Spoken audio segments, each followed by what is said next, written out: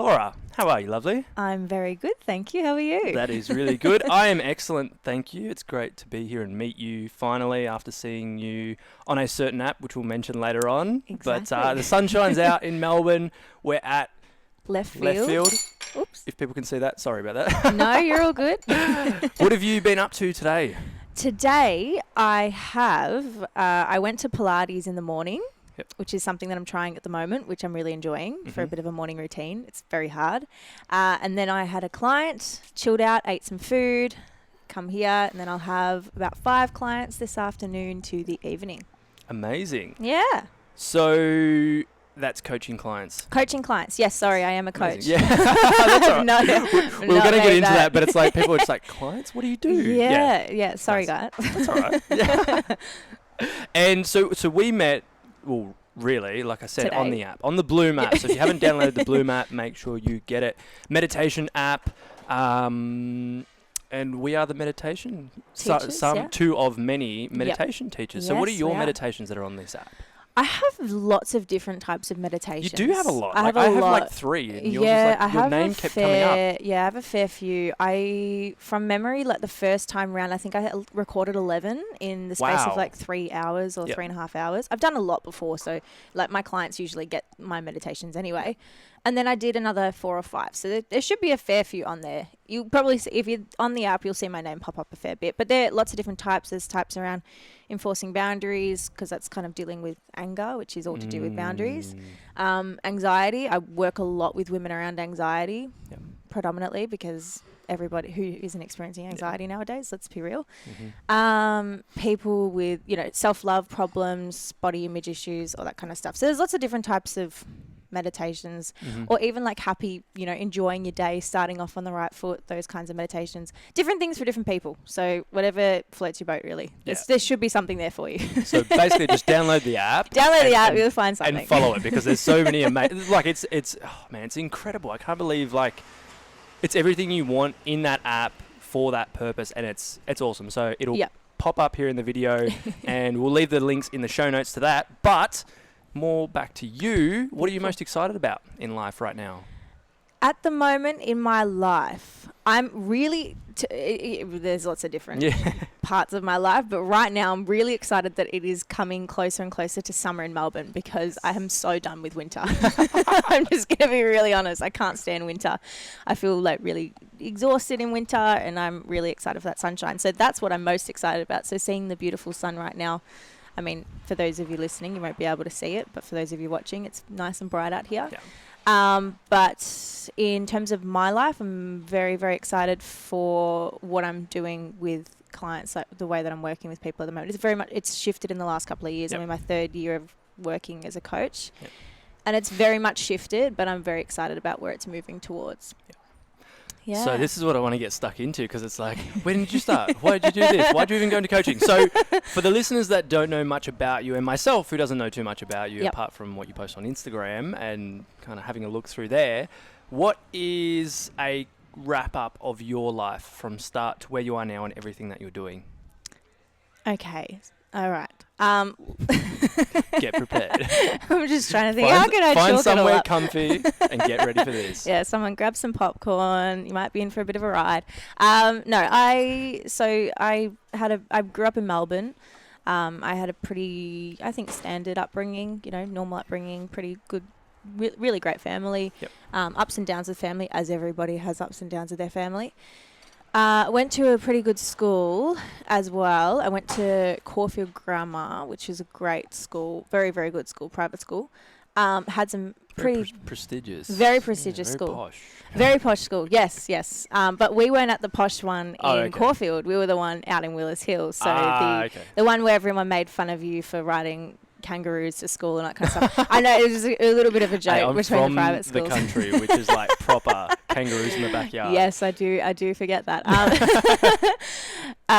So I went to that school. It was really, really great. Got really heavily involved in like theatre and drama.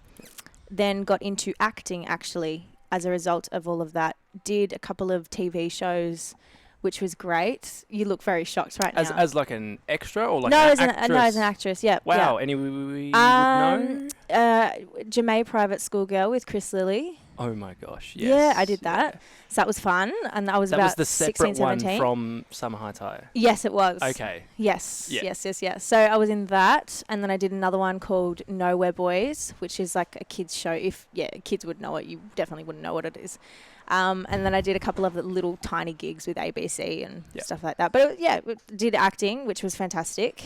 Brought up a lot of body image issues, which I feel like that's, it's the oldest tale of time now. Everybody, I don't think there's a woman that I have ever heard on any kind of podcast that hasn't said that they had body image issues at this point in time. If I'm being completely honest, because it's so relevant in society. Everybody deals with it. And I think sure everyone's it's far admitting worse. to it now. Everyone used to hide it. It was like, no, I can't tell people that. I have to look like I love myself, but secretly it's there. But absolutely. So that was really difficult. I think what really shaped me and shaped my strength as a person was going through all of that. So the constant rejection. So when you're in acting, right, you might go for like 20, 30 auditions and you don't hear anything. So they don't say like you're bad. They don't say you're good. You just hear nothing. And so you just question yourself and you're like, okay, well, am I not good enough? Is my body not right?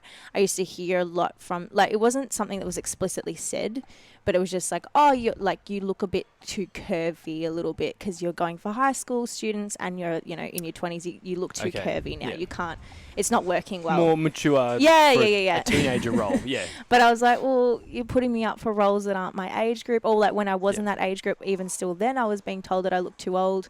And it was a bit frustrating. Even one time I got told I didn't get the role because my eyes weren't the right color. And I said, I can wear contacts, right? And I had this conversation with my agent. I was like, I can wear contacts. Yep. It's very easy for me to wear contacts. Laura has great blue eyes. But I was meant to have brown eyes for this role. Okay. And I was like, contacts are so easy to put in. And they were like, no, it's just sort of not really where they were looking to go.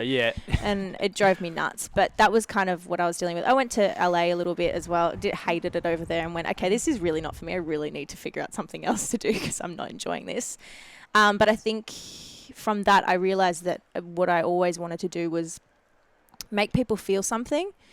And I think that's why I did acting, was because I wanted someone to feel something. Now, I realized pretty quickly, like I did one short film, which was a great short film.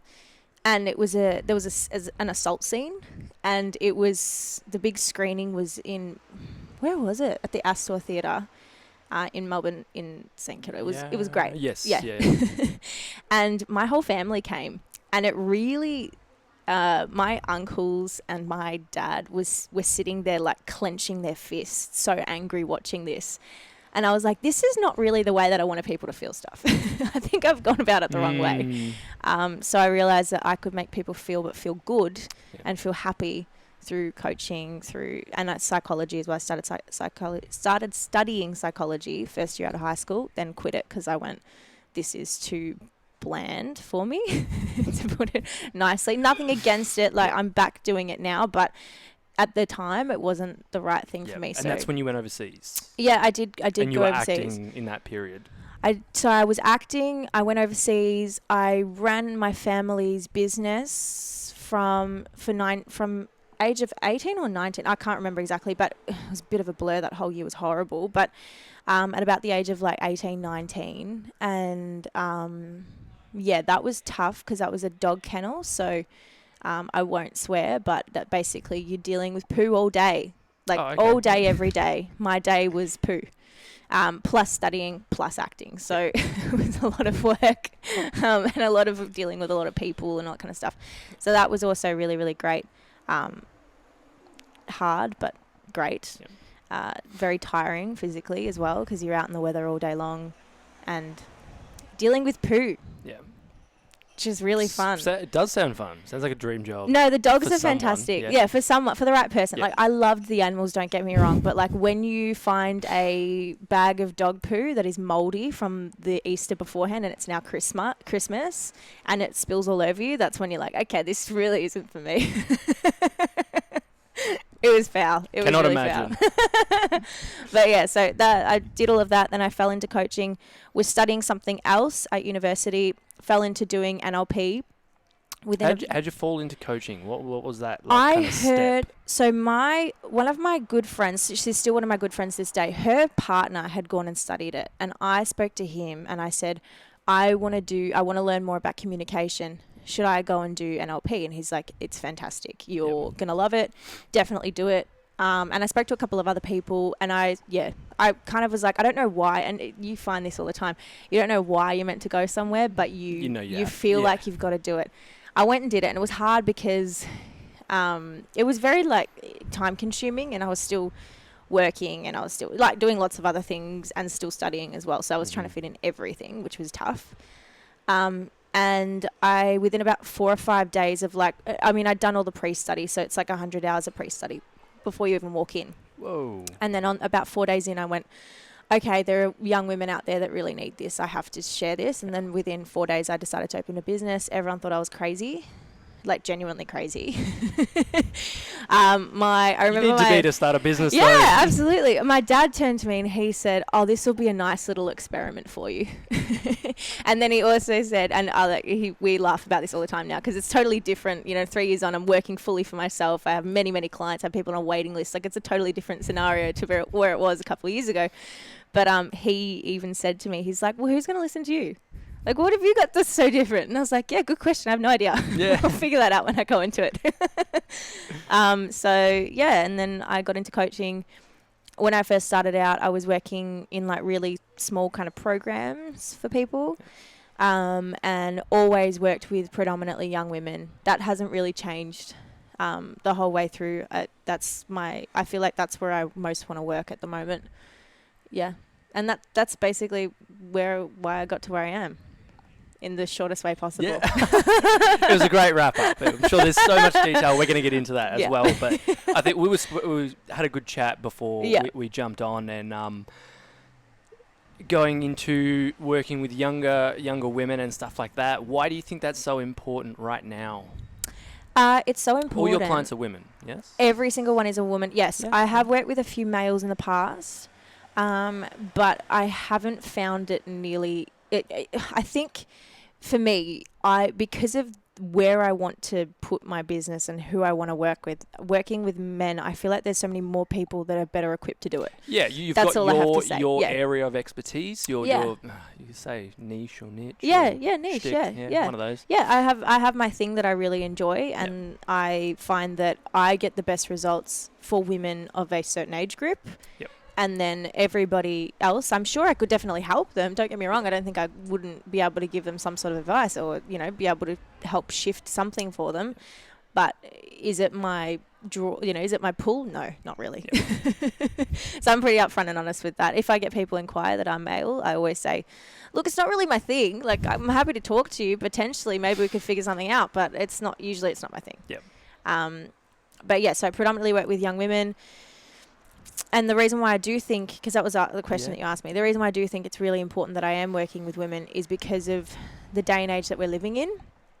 So social media, I mean, we were talking a little bit briefly before about the fact that we wouldn't want to be growing up in this environment nowadays, just knowing. It'd definitely be interesting. It would be tough, honestly. It would be really, really tough because we both kind of saw, the impact of social media growing up, but not nearly to what it is now. But the social media that I had was like a Nokia phone with Snake MSN, on it and like a Motorola flip Razor phone. There was no internet on that. Absolutely. And I think, I was even talking about the fact that, you posted a photo on Facebook and it was on your desktop computer that you shared with the whole family. Yes. Most of the time. Yeah. The anxiety that you would feel as well. Yeah. Yeah. And you'd feel like intense anxiety watching people like or not like, or, and just you felt like you were genuinely dying. Like for me, at least, I had crazy anxiety throughout all of high school and I felt like I was dying at that time. So I was thinking, I think now, and working with my younger clients who are like 15, 16, 17, I go, it would be so much more tougher because it's in front of them all day long, all night long. You don't get away from it. So I think that's a major cause for massive loads of anxiety. Like all of my clients, one of the biggest things, a big problem that I've found with most of them is that they're addicted to their phone. They're genuinely addicted to their phone. They can't leave without it for like an hour or so. Yeah. Or even like we'll be in a session, and if they hear their phone go off, it's kind of like they're twitching to want to go and check it. And I'm like, it's like a crack addict. Yeah, but they are genuinely addicted. It's interesting. It's interesting, and it's really important to break that habit. But yeah, it's really important because of body image problems, the marketing that we get thrown in our face 24/7, especially as young women. Like, when you're a kid, you're told to be polite, you're told to be pretty and cute and sweet, and that's how you're going to be loved. Basically, you get taught all of these things, and then as you get older and older and older, it gets and there's a box more of intense. what that actually looks like and is, and then even as men, we grow up having to try fit in that box. Yeah, we all have boxes, and we all have roles that we're trying to play, and then we realize that, hang on a minute, that's not really It's not my box. it's not going to work. But yeah, I think it's really important because of all the body image problems, because of anxiety, because of depression, and because, we were talking about suicide rates as well. They're going through the roof, and I feel like a lot of people don't feel understood anymore because in an age where we're trying to be so connected from social media and from speaking so often, we have never been so disconnected. And I think most people aren't connecting anymore, and that's causing them to feel very alone and very uncomfortable, you know. And you're always questioning yourself, especially as a young woman. You're always questioning yourself. You're always looking at, how can I be better? Who am I? All that kind of stuff. And I think growing up is basically the time that's going to happen the most, and it doesn't get easier by having social media constantly shoved in your face or being told, hey, what are you going to do for the rest of your life at 16 as well. That's not helpful. Yeah, for sure. And I think with that as well is that pressure, it just builds up over time. And again, as you're saying, like even with that social media, like for me, it's never been like I can say that I've been always checking my phone at times, but for me it's so easy to just put it down and not use it. That's why this podcast is, a lot of people are like, can we do it over Skype? Can we just do it over a call? I'm like, no, I want to connect. Yeah, absolutely. There's a different energy, and there's different energy, the vibe of what happens when you're actually sitting face to face with someone and connecting with someone. I can interview anyone over Zoom. That's super easy to do. Yeah. This is where I love that connection. It's something I value, and that's why I want to sit down with people one-on-one. Definitely. Yeah. Would you say you're living your purpose? Absolutely. Yeah. Absolutely. Like I said before, with that whole acting thing, I always wanted to make people feel something. And from a young age, I always wanted to be a psychologist. So I always wanted to work with people, which is interesting. Okay. So I always wanted to make people feel why. You're going into it, yeah. I always wanted to make people feel something, but now I know I want them to feel good and feel inspired and feel happy and excited. And I mean, not every day you're going to feel that. I mean, we're humans here. Yeah. We're not perfect people, and I think we all need to. Anyone who's listening who thinks that they need to be perfect needs to drop that pretty quickly, because it's not going to happen. But for the most part, my aim is to help people have more good days than bad days. To put it really simply. So redefining what perfect actually is, or getting rid of that altogether. I think we use it I still use it in language all the time, unintentionally, because it's just part of everyone's vocabulary, really. But I think perfection, the idea of being a perfect human or being a perfect coach or being perfect in anything. I used to think I had to be a perfect coach as well. And I had to ditch that pretty quickly. I had to have all my life together before I could teach anyone anything. Yeah. No one does. No, try and find one coach who doesn't have a story or who doesn't have ups and downs in their own life. It's just good luck. You're not going to find one. Or they're faking it. Like genuinely, it's a mask. And there is so much of that because it can be done, especially with social media. Yeah, like the whole idea, because I'm sure that you get a lot of coaches listening, like the whole idea of the spiritual narcissist. Like, there are so many out there. Oh my goodness. This is not authentic at all. I'm like, I know you're not living it, because I don't believe you. I love this because one of my hashtags is #Conscious Carlo. It just works, okay? Yep. Like the Beautiful. Conscious podcast, I never set it up like that. It just, conscious was like a word that just came to me. Downloaded or just seen it on a piece of paper. Yeah. It came to me. And whenever I put it, people are like, oh, you think you're so conscious. And I'm like, okay, I use it as like a joke. Yeah. Like, I'm so conscious Carlo. But I see people taking it as in on themselves and what they teach, that spiritual narcissist, like so far down that rabbit hole that it's just like, oh my God, stop. Yeah. It can be really, really bad. I don't know what we're talking about. rant. Living your purpose, redefining purpose, but that's okay. Yes, I am definitely living it. What? To put it politely. What is success to you? What is success? I have thought long and hard about this question because I used to think it was to do with money, but then I got the money and it didn't really do anything. What do you mean? I thought that solves everything. I know, but like you really do. And even as a coach, I was kind of like, well, it'll be easier when I have a little bit more money. But it really doesn't do much. I mean, you don't need that. I honestly think that being successful is being really admired by your peers. I think that's really important. But having good connection with the people that are closest to you. I think connecting with people is so important, and I think it is so overlooked because we all go, oh, let's go into ourselves nowadays. And I explain that to a lot of my clients. I go, yes, you need to work on yourself and you need to be okay with who you are. But beyond that, you need to have people around you. Because when I have been so connected with myself, I have never been more disconnected from the people that mean the most from me. And we grow as a collective. Absolutely. Yeah. Absolutely. So having conversations with people that are important to you, or, just meeting new people who are really interesting, I think you can't put a price on that. And that's success when you can connect with many, many people. Yeah. And you can feel really deep connections with people as well. I think that's super important. Yeah, I totally agree. Like, that's something for me that was, a big starting point for this podcast was like, I love connection, but I also know to have my own time. It's not like I don't not do that. You got to connect to yourself too. Everyone's like, oh, you connect with so many people and blah, blah, blah, I catch up with so many people. I'm like, yeah, but I have my time, but I also thrive on this as well. Yeah. I love meeting new people. We met half an hour ago. Yeah. I feel like we're going to be best friends. Yeah, absolutely. Those connections are things that help you grow as well. Yeah. But then also as a person, like if you can connect to other people, you know that you won't feel that loneliness as much because you know you have deep connections with people. But even the people closest to you can connect on a deeper level. Yeah.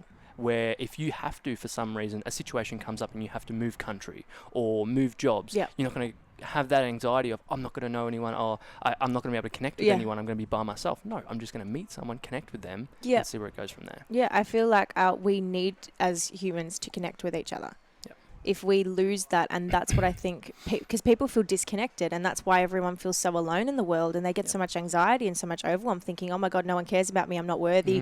Everyone else is looking at me in the same way. It's like, no one's looking at you like that. They all just look at themselves like that. Everyone's worried about their own They just worry about themselves all the time. But everyone, if they started to connect with each other more deeply, and it could be, just laughing and having a joke and just throwing some banter around, that's as much as it needs to be. But having those situations really does fill you up, if that makes sense. And not for everybody. Some people are very introverted, they get their energy from being on their own. I'm a bit of a mix, so I find that success for me is being able to connect with the people that I really care about. Yeah, I love that. Ambiverted, is that right? Where it's like in between, you do both. Oh, is it? I don't know. Yeah. I haven't really looked into it. So this is really, I'm so intrigued for this one. What is the worst thing that has ever happened to you, and how is that the best thing that has ever happened to you? It's interesting. I've thought about this question a fair bit because, look, I like to think that every time I've looked at a situation that has been really, really difficult, and there's many that I couldn't chalk it up to one experience that has been really hard, that has become really, really great. But, we can look at it all in context. So say, for example, I can look at when I was 16 and maybe having a boy not like me as like, at the time was like the worst thing in the world. But, in hindsight, it's the best thing in the world as well. Do you know what I mean? It's like really, there's so many different ways of looking at it. I think if you resolve your past, and you really understand the lessons that you can take from everything, any bad situation, you always have something positive that you can take out of it. That's not to say that I haven't had bad stuff happen. Like, yes. I mean, there's a million things over. And I could chalk it up to like, feeling physically unsafe a few times. Like, with running my family's business, we had an issue with somebody who was trying to, they basically were very physically threatening towards me. And it was a bit scary. Just like there was cars. I was working there by myself. There was cars of men coming. It was very freaky, freaky. And I felt very physically threatened. But in saying that, I'm super strong from that now. So I don't really let anybody bother me anymore. Physically and mentally, yeah. No, not physically. no, definitely not. I wish I was a lot stronger physically. Yeah. But mentally, like a lot stronger. And I know how to stand my ground. And I don't let people walk all over me. Yep, which I used to. I used to let people walk all over me. But, you know, even if I look at recently, probably at the end of last year, I had a split with a partner. And we were together for a couple of years, about 3.5 years, just over 3.5 years.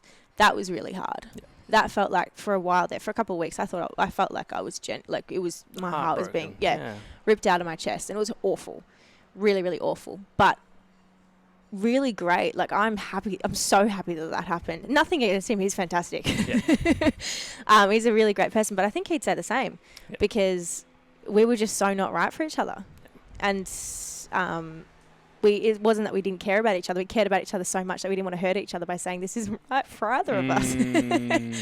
But it was really hard having to be the person to say, hey, nah, we got to do something about this. This isn't quite working anymore. So, but, you know, lessons in that. I think that everything is a lesson. Every bad experience that you have is a lesson. Yeah.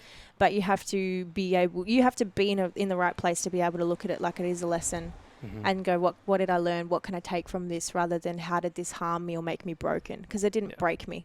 That situation could have broken me. Many other situations could have broken me, but I didn't want it to.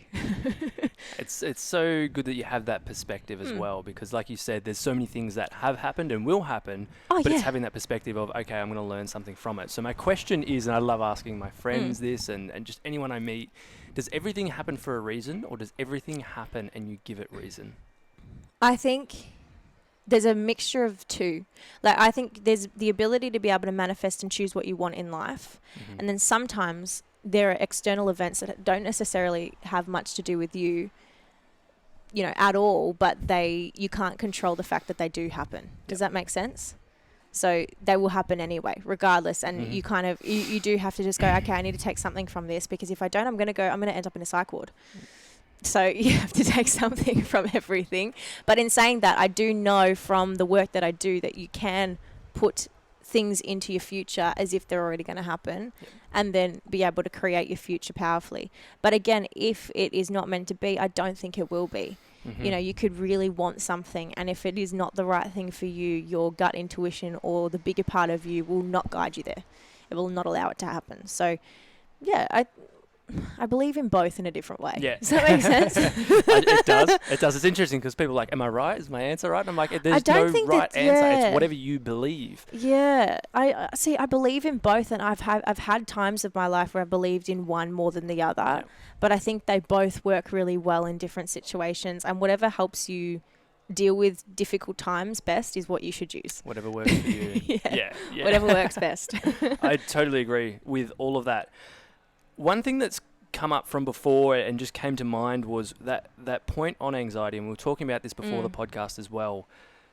You work with a lot of women or clients that have a lot of anxiety, would you say issues or problems or struggles? Yeah.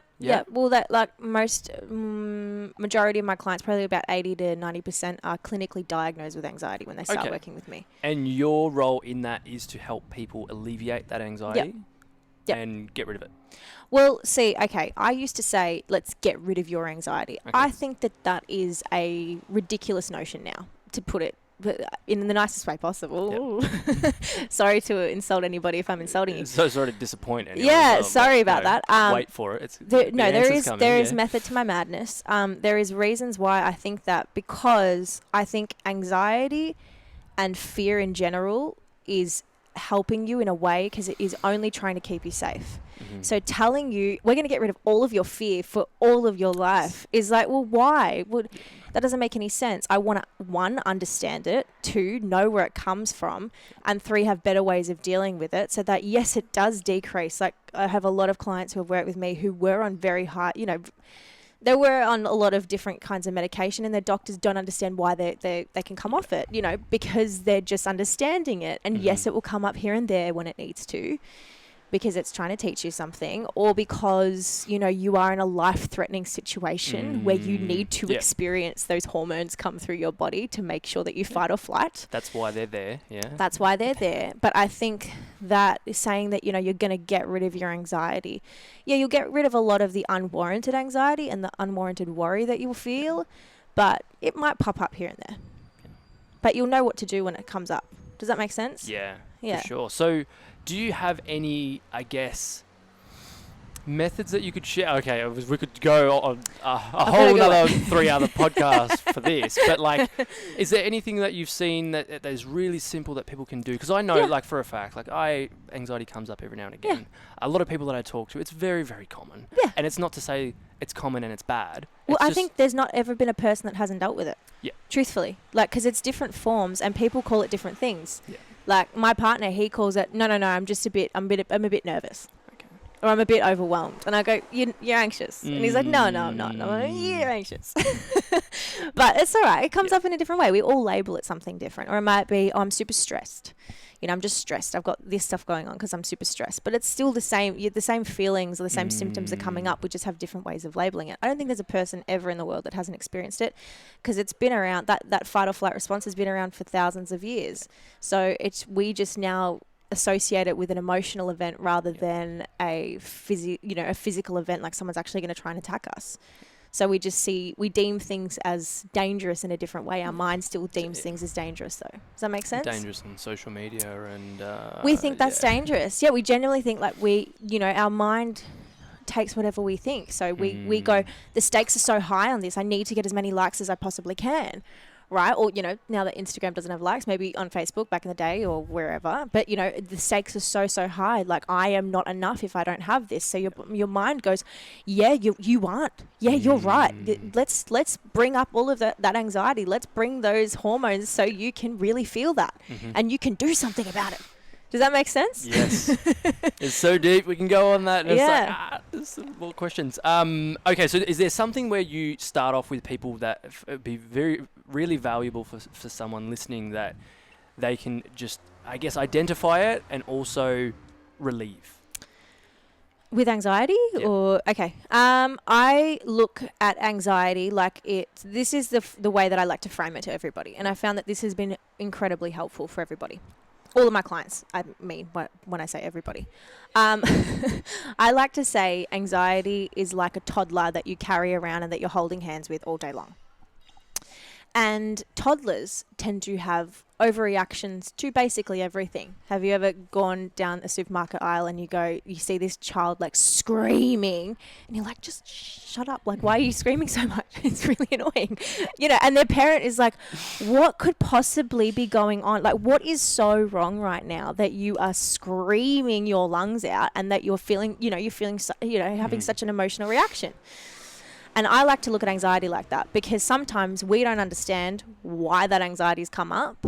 But if we try and understand from that situation, like we look at the event and go, okay, I can understand why a toddler might perceive that as a difficult situation. So I need to talk to myself like I would talk to a toddler to try and calm them down and be understanding. Because you know yourself that if you talk to a toddler and you say, can you just shut up? Can you stop being so rude? It wouldn't work. But if you're like, okay, sweetie, what's wrong?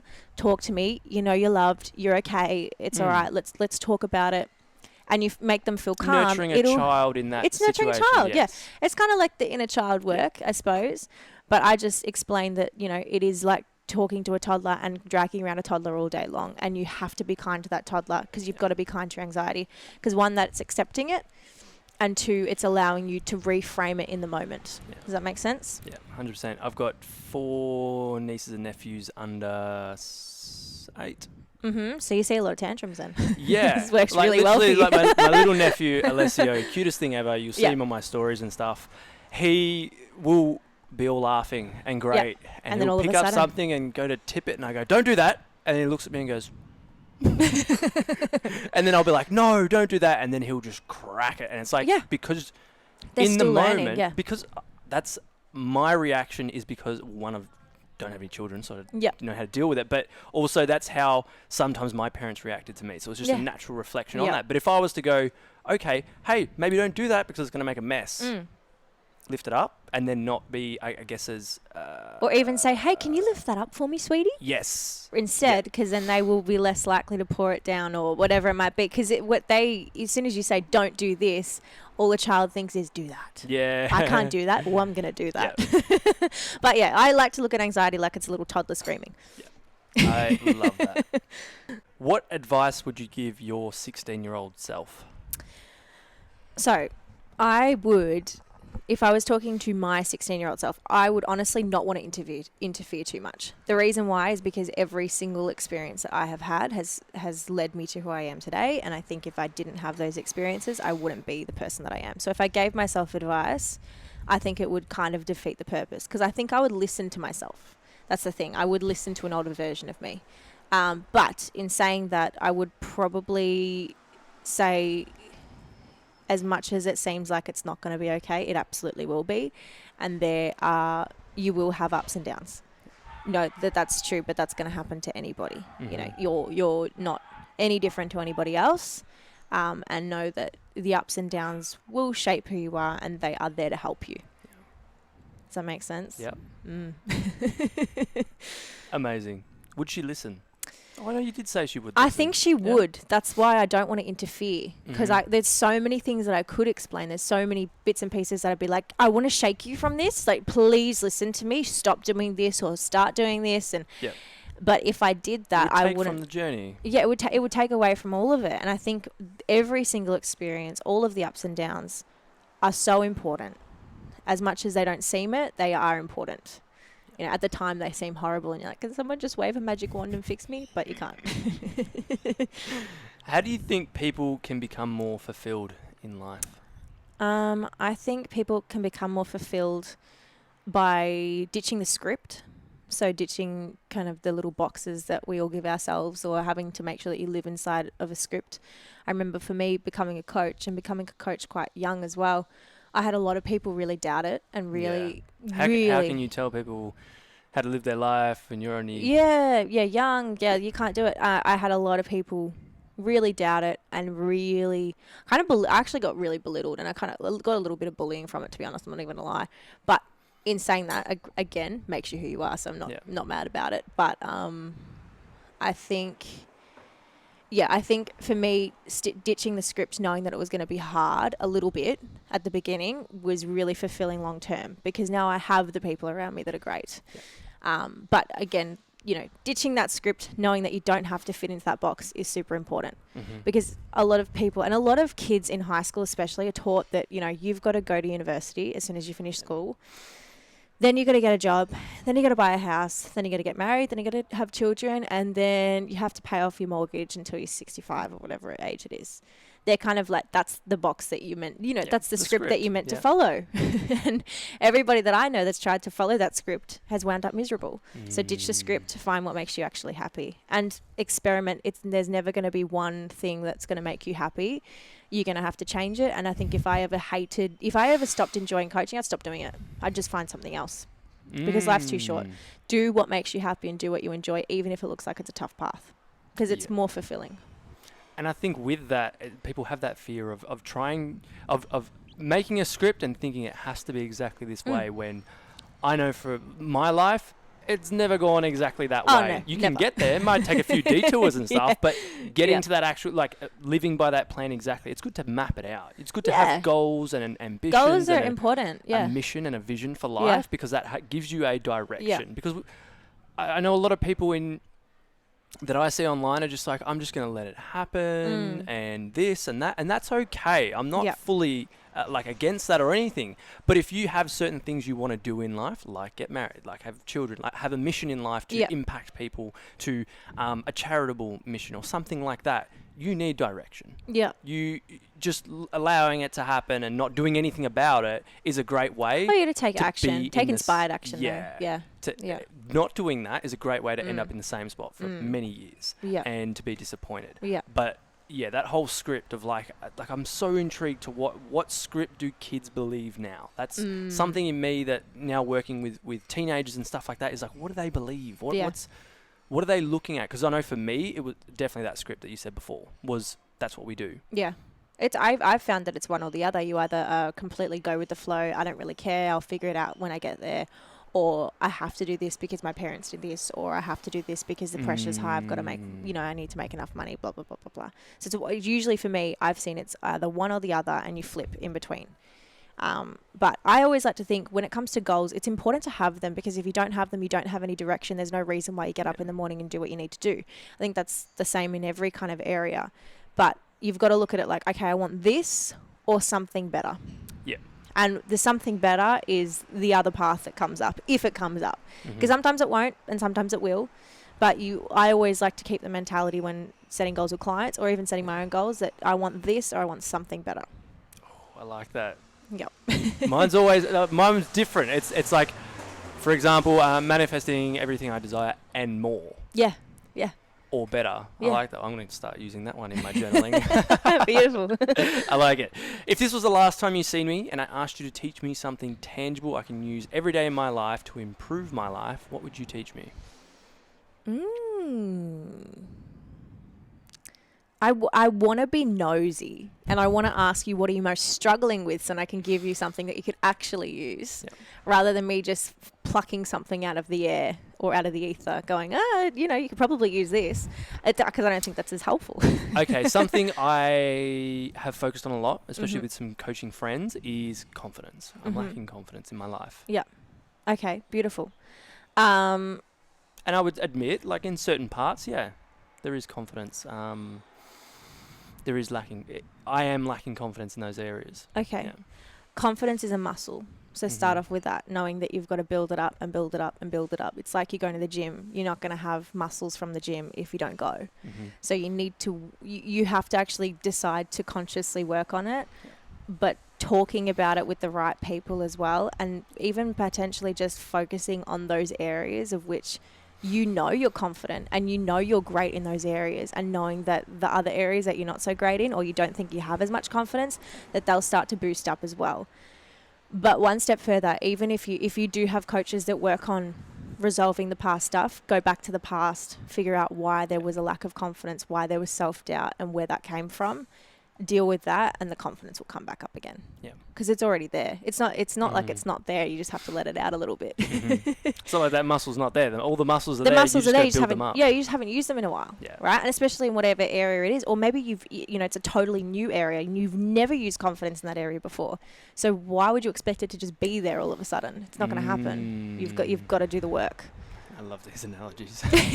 So good. So the advice would be, so you would get specific on something that they're struggling with. So find something you're struggling with and talk to a coach or a mentor about Always. Yes. I think for me, I have coaches and people that I trust all the time. And I find the benefit with coaches, and if they, become a friend, that's fantastic. But the benefit with coaches is that you pay them to help you. So they're never not going to be there. Do you know what I mean? Like they're always going to be there, and they're completely out of your life. Like if it's a psychologist, if it's a counselor, if it's a coach, if it's anyone, social worker, they do great work too. They are totally out of your life, right? So they can tell you something, and they can give you a bird's eye view of it more than anyone else in your world, right? So you can ask your friends or you can ask your mates, but it's nowhere near as good, I think, in my own personal opinion, than having that person give you that proper guidance and go, this is what's really going on. Perhaps, we've got to, I think that we go through life with a whole bunch of lenses. It's like we're wearing glasses and we have a whole bunch of lenses on our glasses. And the coach will help you take off certain lenses that don't serve you and put in ones that do. So that's why I think it's really beneficial. But go back to that time where you felt, a lack of confidence, or you felt, depleted, but do it with somebody, because if you do it by yourself, you can send yourself going crazy. You can go the opposite way. Yeah, it can go the opposite way. So go back to that time with somebody that you trust, rewire the way that you look at it and understand what it did give you, so that you can feel that confidence and know that it's just a muscle you got to keep building. Amazing. I love this so much. There's so much wisdom and value in here. What are you most proud of in life? What am I most proud of? I can't really. There's a lot of things I am very proud of. Like I'm proud of where I am now. I think I'm proud of all of the hard times that got me to where I am now. Like being able to really go through a lot of that and being able to run a business very successfully at a young age is something that I'm very proud of, because I know that it's something that a lot of my clients, they want to do it as well. And I'm like, yeah, get ready for a journey, because it is not easy when you first start. But I'm very proud of that. And I'm proud of what I know that I will achieve in the future with the coaching space as well, and in the coaching industry. So I'm honestly very proud that I am a coach. I think it's something to be admired. Yes, there's a lot of weird stuff going on in the coaching industry. Not weird, but like there's some interesting things happening in it where people are kind of not taking it too far, but not doing the right thing by their clients. Yeah. But for the most part, I'm very proud of being a coach, because I know with my clients, I'm doing the best that I possibly can. Your intention, your purpose. Yeah. I couldn't be happier with the work that I'm doing, and I really love it. So I'm proud of doing what I love. Awesome. I love that. What is the best advice you've ever been given? I have had so many different bits of advice in my life, and I think I've had lots of different bits of advice from lots of different people, but something that stands out over the last year or so, actually probably the last like 3 months or so, someone very close to me just lost her mother, and then at the same time we in the house lost a cat, and then I lost my childhood dog within the space of like 3 weeks. So it was a lot of death in the world, like in my world. And previous to that, there was a lot of other deaths going on. And during that time, my partner now, he said to me, he's very wise, and he said, Laura, you got to look up at the sky right now. And I looked up at the sky, and he's like, look at the blue sky, because at the time it was a blue sky. He's like, it's a beautiful blue sky, and look at how beautiful and calm that is, and how happy it makes you. And I was like, yes, I'm looking at it. Great, this isn't giving me anything. Can you give me some more?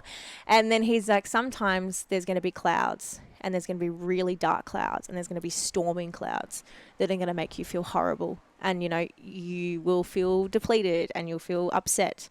But underneath it is always the blue sky. So never forget there's always a blue sky. And I went, oh, that's beautiful. And the storms will pass. Yeah, and the storms will always pass, because the constant is the blue sky. Mm-hmm. But all of the other stuff, it's always changing. So that's what I really liked. Super wise. Yeah, super wise. Love that. What is most meaningful to you in life right now? At the moment, it is the connections that I have with family and friends. Yep. Truthfully, I've never felt so connected to my family and to my friends, ever. And I think it's because I've started being a lot more honest as well. Like I had and I've spoken to you about this already, that whole idea of being the perfect coach and like having to have it all together 24/7. And I went through life being like that, and you can't connect with anybody because you're not real. Like you're fiction. You're not a real human. And that was not beneficial. It really did break down a few different friendships and a few different relationships as well. But now, because I'm so honest and I'm open, I find that, that's what's really, making me super happy is the connections. Yeah. Mm. What impact do you want to have on people, the community, and the world? I don't think that that's ever changed. I still want people to feel, but I want them to feel good. So more good days than bad days. It's very simple. Very, very simple. But I think that can be... simple, but it can be applied to so many different things. It can be applied to anything, because I'm open. To be simple. Yeah. Because I'm quite open to like lots of different journeys, lots of different ways of doing the work that I do. There's not going to be one way of doing it, and I think I'm too early in the journey to be like, this is the only way I'm going to do it. So I'm very much open and know that it's going to be forever changing. But as long as my goal is the same thing, which is to help people have more good days than bad days. Yep. Yeah. I love that. Through everything that you do, and there's so much at the moment, but there's also so much more coming. Absolutely. Which is exciting. What does it mean to be conscious? I think from my understanding and from my perspective, and this will be different for each and every person, I think what it means to be conscious is to be really self-aware. So aware of yourself, but aware that there is more to whatever's going on for you. Mm-hmm. To be really self-aware. Because I think when you're really aware of who you are and aware of what's going on for you and the fact that you're always changing, you're much more, you're connected to other people and you're connected to yourself and you're allowing stuff to move through you. You don't really hold on to it as much anymore. So I think being conscious is having a lot of self-awareness, in my eyes, at least. There's so many benefits that come from that. When you're self-aware, you pick up on things. Yeah. And you're in control. Yes. Yeah. You realize when you have the anxiety and stuff like but when that's it's powerful. coming up. Yeah. Well, isn't that where the anxiety comes from? Is that feeling fear out of control, not having the control in the future, which is obviously never happening. We're always in the present, or bringing in stuff from the past, thinking that's going to affect our future. Yeah. Absolutely. But I mean, you can be fearful of the past, and I think resolving the past is super helpful with coaches and with psychologists, counselors, whoever you want to work with. And then, the future stuff as well. But if you are super self-aware, there's not as much need for it, because you go, oh, I'm feeling this. Okay, I understand where it's coming from, why it's here. Cool. What do I need to take from this? What do I need to learn? And then it can it doesn't need to be there as strongly. Or if you can't figure it out, then you can talk to somebody else who will be able to figure it out for you. Because sometimes when you're so close to a picture, you can't see it clearly. Yeah. That's a great analogy too. So this is what I do with clients all day long, is that I need to make it understandable for people. No, I love it. I try to do that as much as I can as well. Is there anything else you'd like to share with the listeners? Anything that's on your mind you want to leave them with? I don't, not really. I'm trying to think. I think for anybody out there who's feeling quite lonely, or is feeling really disconnected, start by being honest with yourself and being honest with the people around you, and just try and find a tribe anywhere. Because one of the biggest fears that we all have as humans is that we're not going to be a part of a tribe, or we're going to be left out, or we're going to be alone. We're not going to be loved. Yeah, we're not going to be loved. Or accepted. Yeah, and we have this innate fear within us that, because back in the day, if you were not part of the tribe and you were outside of the tribe, you would have died within 24 hours. You wouldn't have made it, right? So we have this fear of that. So start by finding some sort of a tribe. It might be that you find them, there'll be a couple of people that you find, but try and find some sort of a connection, because it will make you feel better in the long run, right? And obviously go see a coach if you need one. Go see someone. I'm not saying see me. I'm saying go see someone who's right for you. To be able to help you rewire the way that you're looking at the world and help you get the goals. And at the same time, don't wait till there's a crisis to go and get help. I see so many people that are waiting till things are really bad, where they're having anxiety attacks wherever. Don't wait to that point. You don't need to. If you're feeling a little bit off, that's when you go see someone, because you're going to get more work done then. 100%. And even with that, that collective is so important, because they're the people that are going to support you. They're the people that are going to be there not when you need someone, but just all the time. Yeah. And that collective, it goes into heart math, it goes into the brain frequency, it goes into quantum energy, where you're around like-minded people that support you, that are sharing the same heart frequency. It just raises everything. So even just, it makes you feel better. Yeah. Just put it blatantly. Better days, more good days than bad days. So find that collective, and if you want to join the Conscious Collective, just go to Facebook and type in the Conscious Collective, and you can join our collective, which is conscious, like-minded people that want to learn, grow, and have good days. Absolutely. Yeah. Fantastic. Amazing. Thank you so much for your time, for your wisdom, for everything, for being so real, raw, and honest, and sharing so much about yourself in the service to others. Oh, thank you. I admire you for what you do, especially at our age. Doing the work that we do is, it can be confronting, and it can be, I guess, frowned upon in terms of you haven't lived a perfect life or this sort of life, but you're doing it and you're chasing your goals and you're inspiring so many others, including myself, to live the life that I want to live. Thank you very keep much. Doing that. So I very much appreciate it. I'm very honoured to have been a part of this. Yes, and this is your first podcast. It's my first podcast, guys. I was terrified. Amazing. Woo!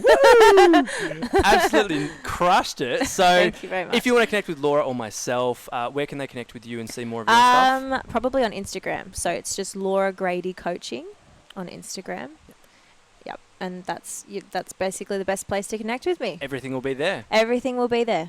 Awesome. So if this conversation, if anything has triggered you, inspired you, stood out to your added value, please reach out to both of us. We are someone that loves communication and feedback. Absolutely. Take a screenshot, put it on your Instagram. I will repost all of that, and I love seeing that. You can leave reviews and comments and all that sort of stuff, but even just reaching out to us and having a conversation. Absolutely. It's very interesting.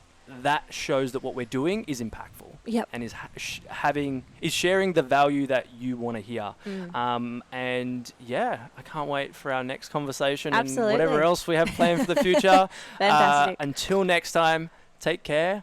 Peace. Bye, everyone.